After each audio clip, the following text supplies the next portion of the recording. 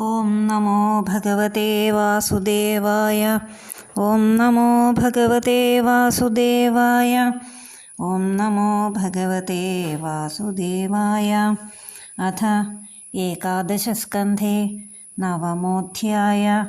ബ്രാഹ്മണ ഉവാച പരിഗ്രഹോ ഹി ദുഃഖായ യൽ പ്രിയതമം നൃണാം അനന്തം സുഖമാപ്നോതി തദ്വിദ്വാൻ യസ്ത്വകിഞ്ചന സാമിഷം കുരരം ജഘ്നുർബലിനോ യേ നിരാമിഷാ തദാമിഷം പരിത്യജ്യ സസുഖം സമവിന്ദത. ന മേ മാനാവമാനൗസ്തോ ന ചിന്താ ഗേഹപുത്രിണാം ആത്മക്രീഡ ആത്മരതിർവിചരാമീഹ ബാലവൽ. ദ്വാവേവ ചിന്തയാ മുക്തൗ പരമാനന്ദ ആപ്ലുതൗ യോ വിമുക്തോ ജഡോ ബാലോ യോ ഗുണേഭ്യഃ പരം ഗത. ക്വചിൽ കുമാരീ ത്വാത്മാനം വൃണാനാൻ ഗൃഹമാഗതാൻ സ്വയം താനർഹയാമാസ ക്വാപി യാതേഷു ബന്ധുഷു തേഷാമഭ്യവഹാരാർത്ഥം ശാലീൻ രഹസി പാർത്ഥിവ അവഘ്നന്ത്യാ പ്രകോഷ്ഠസ്ഥാശ്ചക്രു ശംഖാസ്വനം മഹൽ.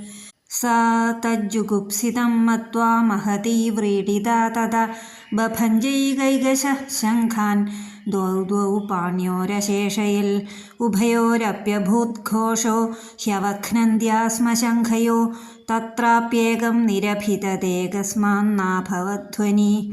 അന്വശിക്ഷമിമം തസ്യ ഉപദേശമരിന്ദമ ലോകാനനുചരന്നേതാൻ ലോകതത്വവിവിത്സയാ. വാസേ ബഹൂനാം കലഹോ ഭവേദ് വാർത്താദ്വയോരപി ഏക ഏവ ചരേത്തസ്മാത് കുമാര്യാ ഇവ കങ്കണ. മന ഏകത്ര സംയുജ്യാജിതശ്വാസോ ജിതാസന വൈരാഗ്യാഭ്യാസയോഗേന ധ്രിയമാണമതന്ത്രിത. യസ്മിന്മനോ ലബ്ധപദം യതേതച്ഛനൈ ശനൈർമുഞ്ചതി കർമ്മരേണൂൻ സത്വേന വൃദ്ധേന രജസ്തമശ്ച വിധൂയ നിർവാണമുപൈത്യനിന്ധനം.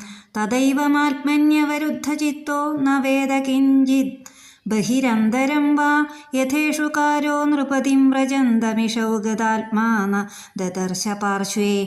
ഏകചാര്യനികേതഃ സ്യാദപ്രമത്തോ ഗുഹാശയ അലക്ഷ്യമാണ ആചാരൈർമുനിരേകോൽപഭാഷണ ഗൃഹാരംഭോതി ദുഃഖായ വിഫലശ്ചാധ്രുവാത്മന.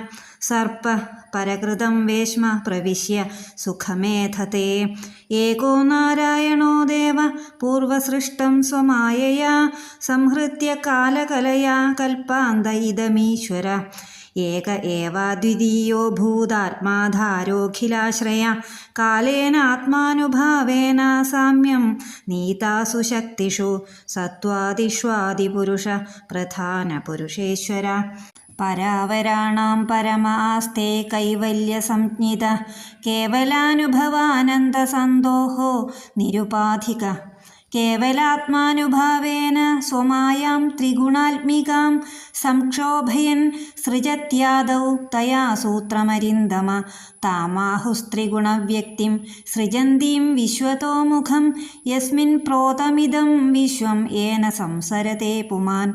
യഥോർണനാഭിർഹൃദയാദൂർണാം സന്തത്യവക്ത്രത തയാ വിഹൃത്യ ഭൂയസ്താം ഗ്രസത്യേവം മഹേശ്വര. യത്ര യത്ര മനോ ദേഹി ധാരയേൽ സകലം ധിയാ സ്നേഹാത് ദ്വേഷാത് ഭയാത് വാപി യാതി തത്തൽസ്വരൂപതാം. കീടപേശസ്കൃതം ധ്യായൻ കുഡ്യാം തേന പ്രവേശിത യാതി തൽസാത്മതാം രാജൻ പൂർവരൂപമസന്ധ്യജൻ. ഏവം ഗുരുഭ്യ ഏതേഭ്യ യേഷാ മേ ശിക്ഷിതാമതി സ്വാത്മോപശിക്ഷിതാം ബുദ്ധിം ശൃണു മേ വദത പ്രഭോ. ദേഹോ ഗുരുർമമ വിരക്തി വിവേകഹേതുർബിഭ്രൽ സ്മ സത്വനിധനം സതതാർത്യുദർക്കം. തത്വാന്യനേന വിമൃശാമി യഥാ തഥാപി പാരക്യമിത്യവസിതോ വിചരാമ്യസംഗ. ജായാത്മജാർത്ഥ പശുഭൃത്യ ഗൃഹാപ്തവർഗാൻ പുഷ്ണാദിയൽ പ്രിയ ചികീർഷയാവിതന്വൻ. സ്വാന്തേ സകൃച്ഛ്രമവരുദ്ധധനഃ സദേഹ സൃഷ്ട്വാസ്യ ബീജമവസീദതി വൃക്ഷധർമ്മ.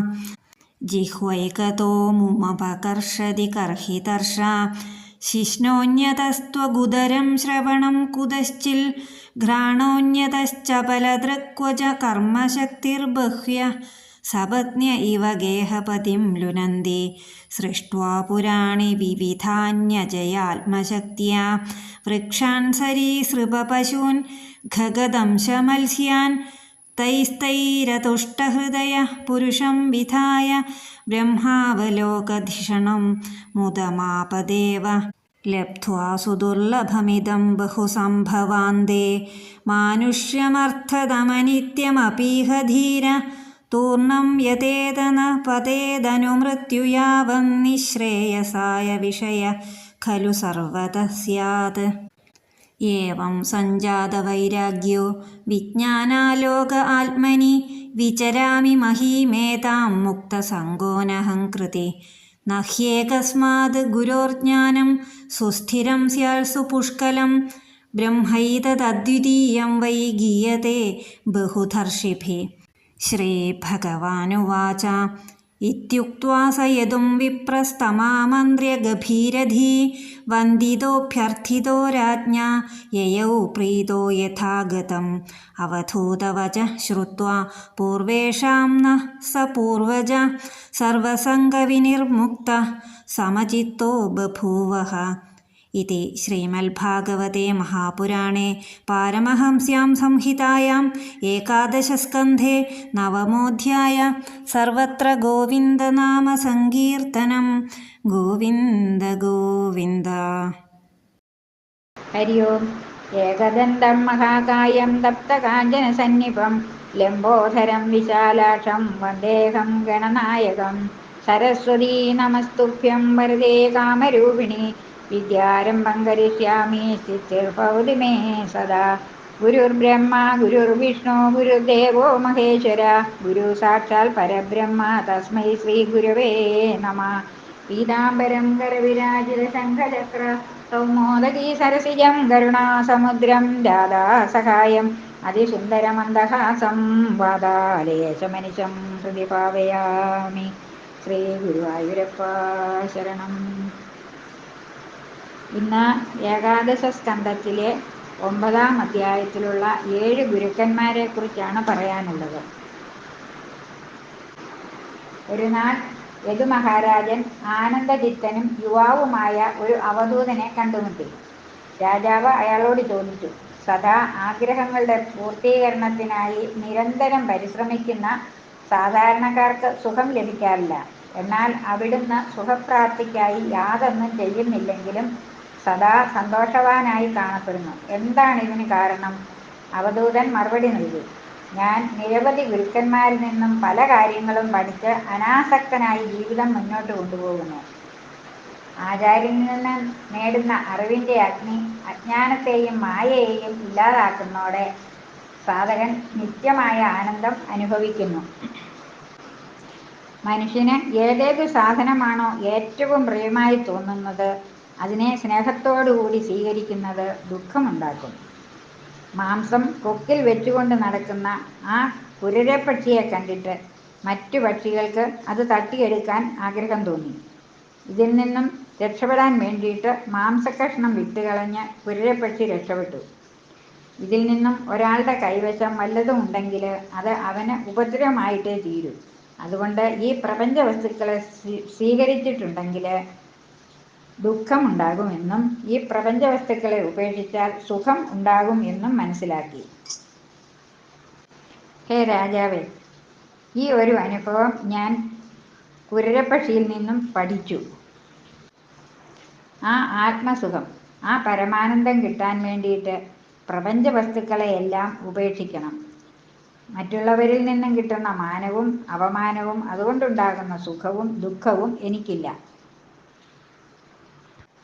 എനിക്ക് വീടുമില്ല, കുട്ടികളുമില്ല. ഞാൻ അവധൂതനാണ്. ആ വീടും കുട്ടികളും ഉള്ളവർക്ക് ഉണ്ടാകുന്ന ചിന്തയും എനിക്കില്ല. ആ ആത്മാവിനെ മനസ്സിൽ നിറച്ചും കൊണ്ടാണ് ഞാനിരിക്കുന്നത്. എങ്ങനെയാണ് കുട്ടികൾക്ക് മാന അപമാനം ഇല്ലാതിരിക്കുന്നത്?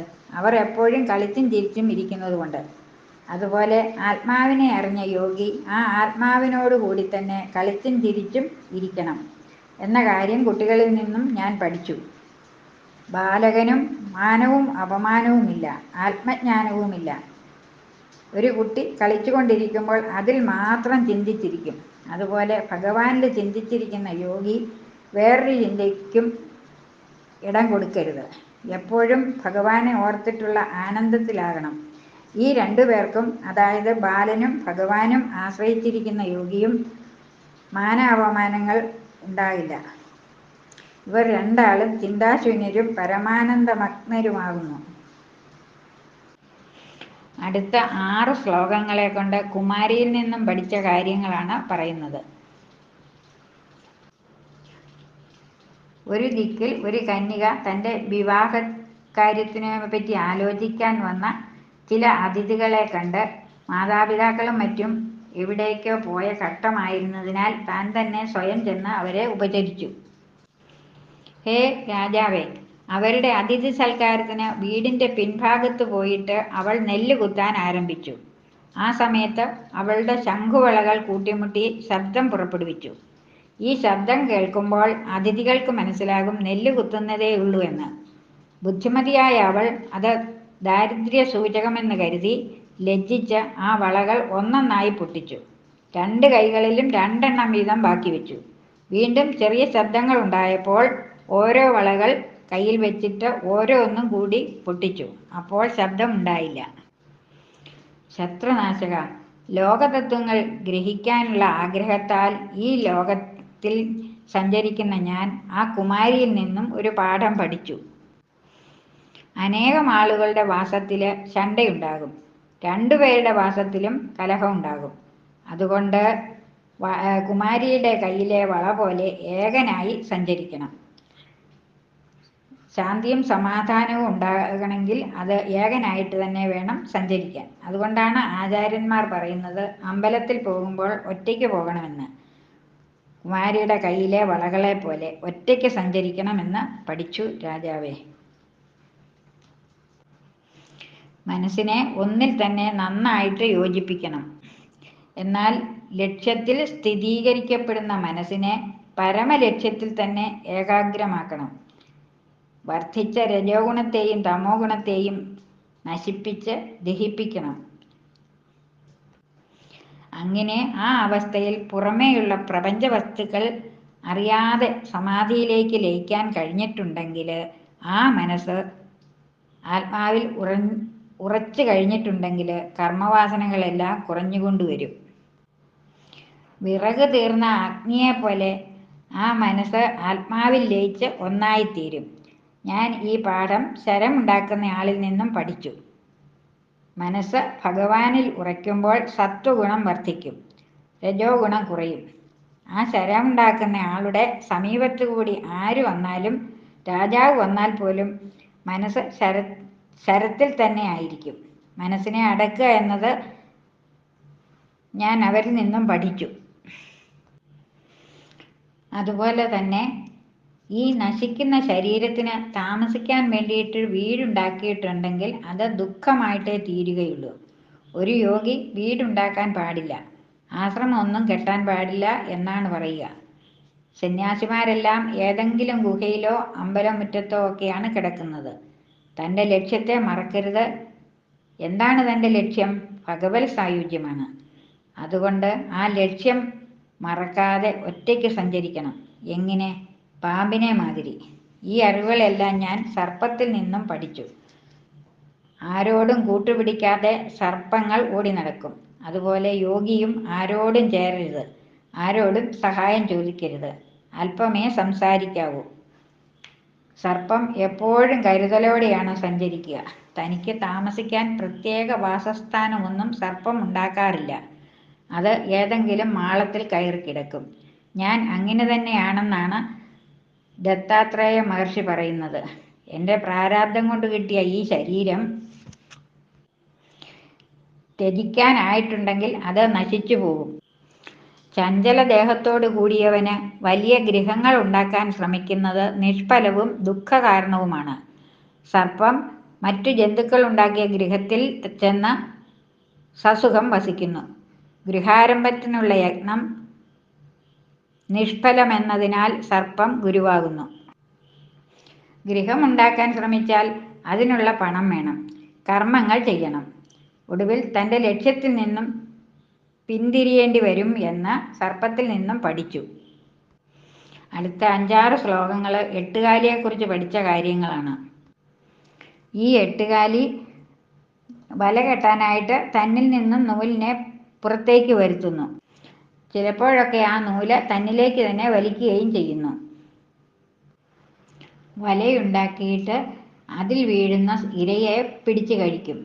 അത് കഴിഞ്ഞാൽ ആ വല ചുരുക്കി എവിടെയെങ്കിലും പോയി ഇരിക്കും.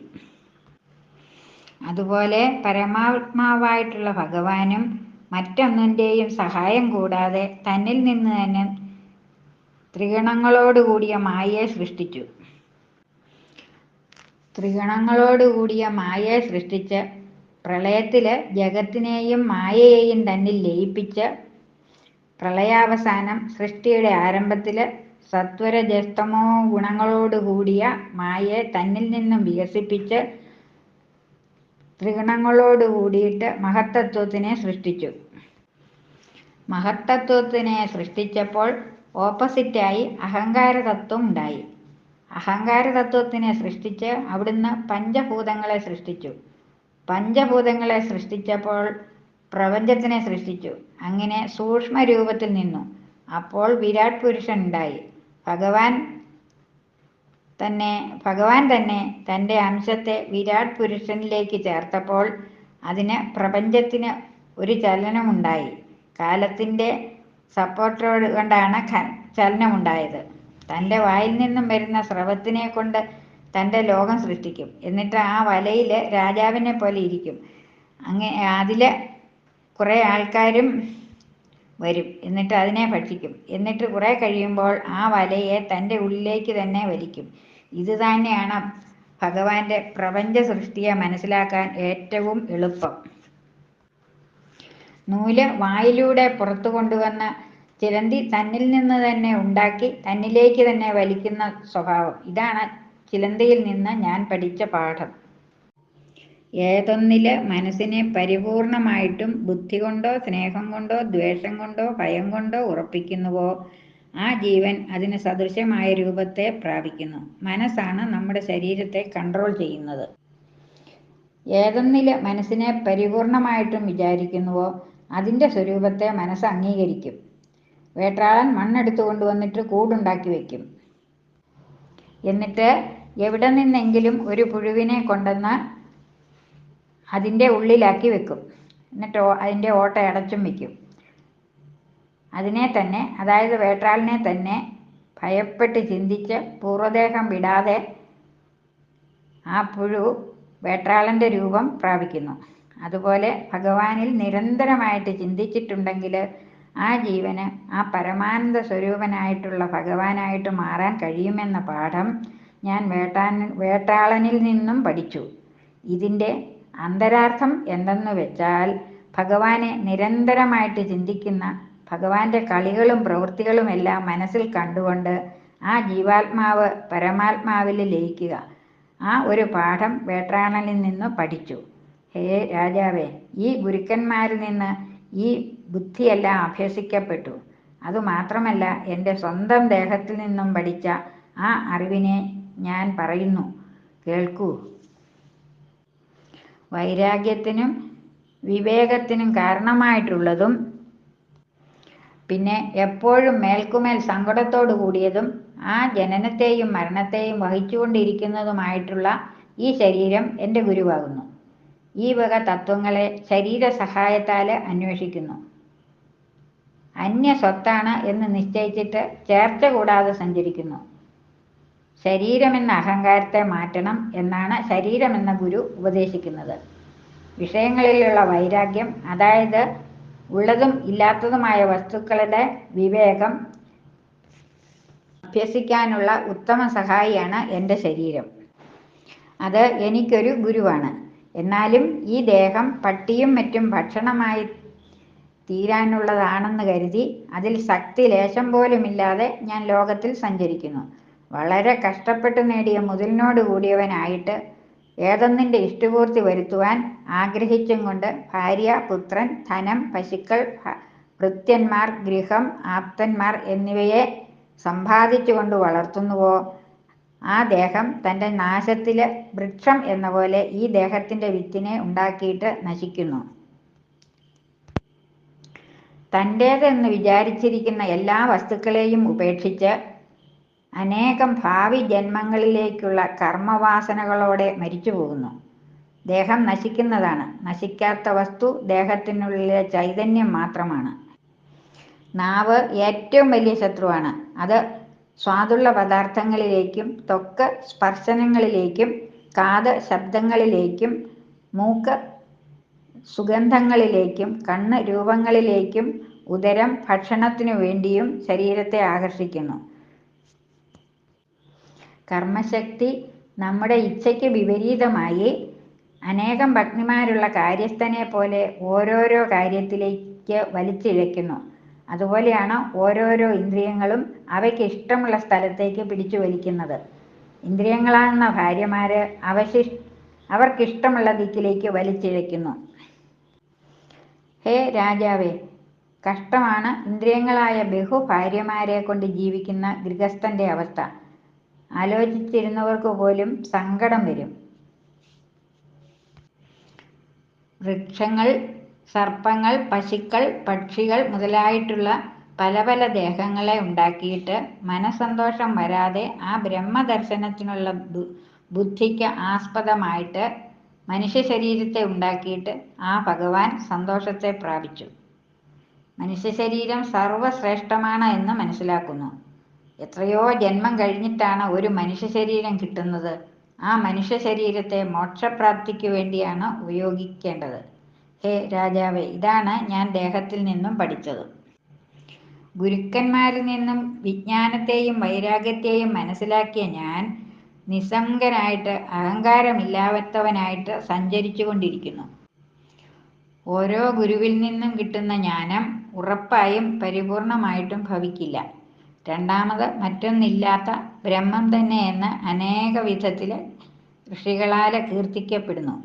ഒരു ഗുരുവിൽ നിന്നും കിട്ടുന്ന അറിവ് പൂർണ്ണമാകില്ല. അതിനാലാണ് ഞാൻ അനേകം ഗുരുക്കന്മാരെ സ്വീകരിച്ചത്.